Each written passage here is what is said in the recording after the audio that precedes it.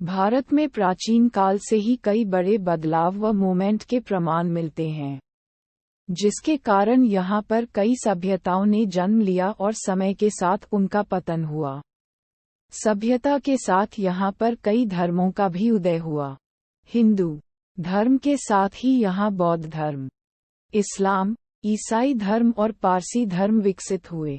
जब भारत को सोने की चिड़िया कहा जाता था, तब यहाँ पर कई यूरोपीय देश व्यापार के लिए आते थे। उनमें से ही एक थे ब्रिटिश, जो आए व्यापार करने, लेकिन इस देश पर कब्जा कर लिया। अंग्रेजों के साथ लंबी लड़ाई के बाद देश को अंततः स्वतंत्रता मिली। आज हम आपको बताएंगे भारत के इतिहास से जुड़ी ऐसी जगहों के बारे में जो इसके गवाह हैं। भारत में प्राचीन काल से ही कई बड़े बदलाव व मूवमेंट के प्रमाण मिलते हैं, जिसके कारण यहाँ पर कई सभ्यताओं ने जन्म लिया और समय के साथ उनका पतन हुआ। सभ्यता के साथ यहाँ पर कई धर्मों का भी उदय हुआ। हिंदू धर्म के साथ ही यहाँ बौद्ध धर्म, इस्लाम, ईसाई धर्म और पारसी धर्म विकसित हुए। जब भारत को सोने की चिड़िया कहा जाता था, तब यहाँ पर कई यूरोपीय देश व्यापार के लिए आते थे।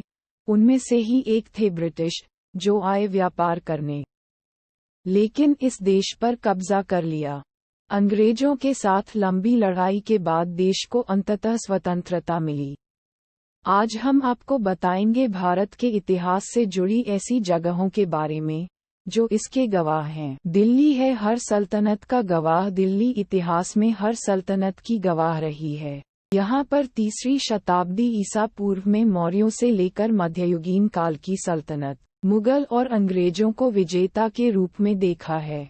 यहाँ पर राज करने वाले सभी ने अपने प्रभावशाली अवशेष छोड़े हैं, जो आज भी इस आधुनिक शहरी फैलाव के बीच मजबूती से खड़े हैं। इनमें लाल किला और हुमायूं का मकबरा दिल्ली में मुगल वास्तुकला के बेहतरीन उदाहरणों में से हैं। राजाओं की राजधानी कोलकाता एक छोटे से पूर्वी तटीय व्यापारिक समझौते के कारण अपनी शुरुआत से ही कोलकाता, पूर्व में कलकत्ता, व्यापार का प्रमुख केंद्र रहा, जिसके कारण एक समय में ये शहर महलों का शहर बन गया।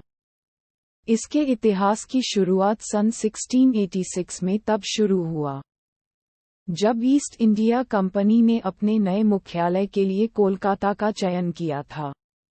यहाँ मौजूद सफ़ेद संगमरमर का विक्टोरिया मेमोरियल भारत में किसी भी अन्य इमारत की तुलना में आज भी बेहतर है।